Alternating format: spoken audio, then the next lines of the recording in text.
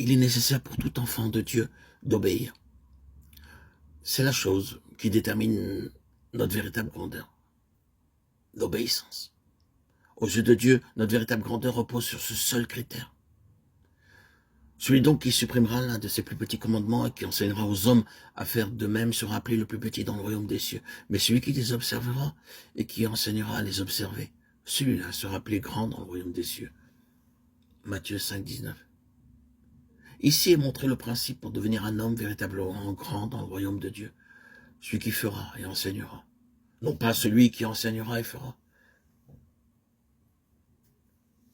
Celui qui apprendra l'obéissance tout d'abord dans sa propre vie et sera capable d'enseigner l'obéissance aux autres. Celui-là sera considéré grand dans le royaume des cieux.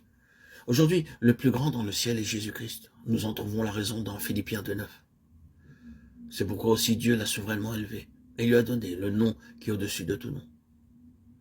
Cependant, l'expression « c'est pourquoi » précède cette parole. Pourquoi lui a-t-il été donné le nom qui est au-dessus de tout nom? Après s'être trouvé dans la situation d'un homme, il s'est humilié lui-même, se rendant obéissant jusqu'à la mort, même jusqu'à la mort de la croix. Il est le plus grand dans le ciel parce qu'il fut le plus grand dans l'obéissance. Ce qui est vrai de lui, l'est de nous. Chaque chose qui arriva à Jésus arriva pour cette raison. Il est exalté à cause de son obéissance. Nous lisons dans Jean 8, 29, « Celui qui m'a envoyé est avec moi.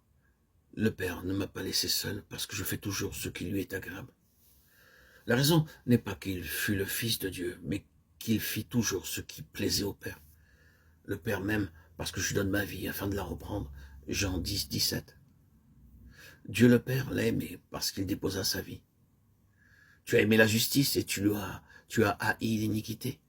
Ah, c'est pourquoi, ô Dieu, ton Dieu t'a oint d'une huile de joie au-dessus de tes égaux. Hébreux 1, 9. La raison est qu'il aima la justice et haït l'iniquité. Très souvent, nous croyons que si nous aimons la justice et haïssons l'iniquité, nous ne pourrons pas être joyeux. Il est dit de Jésus qu'il fut oint d'une huile de joie parce qu'il a aimé la justice et haï l'iniquité. Il fut exalté très haut, au-dessus de tout, parce qu'il fut le plus grand dans l'obéissance. La même chose doit devenir vraie dans nos vies. Dieu nous élève en fonction de notre obéissance. Pour la vie d'un croyant, l'obéissance est la véritable fondation. C'est pourquoi quiconque entend ces paroles que je dis et les met en pratique sera semblable à un homme prudent qui a bâti sa maison sur le roc. Matthieu 7, 24. Jésus dit cette parabole à la fin du sermon sur la montagne. C'est une portion de l'écriture bien connue, mais très peu pratiquée. Jésus, sachant que seul un très petit nombre pratiquerait, cela dit, cette parabole à la fin du sermon sur la montagne. Seulement la maison construite sur le roc résista, celle qui était construite sur le sable s'effondra. Beaucoup d'entre nous pensent qu'il s'agit du Seigneur Jésus-Christ en ce qui concerne ce roc. Ce n'est pas cela, c'est tout simplement l'obéissance à la parole. Voilà ce que signifie le roc.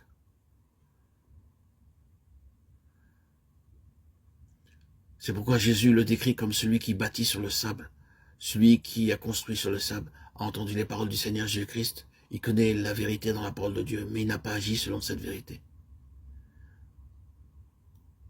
Et l'homme qui bâtit sur le roc est celui qui connaît la parole et agit selon cette parole. Ici, on parle de toute évidence, de l'obéissance. Il a obéi. Et l'obéissance à sa parole est le roc.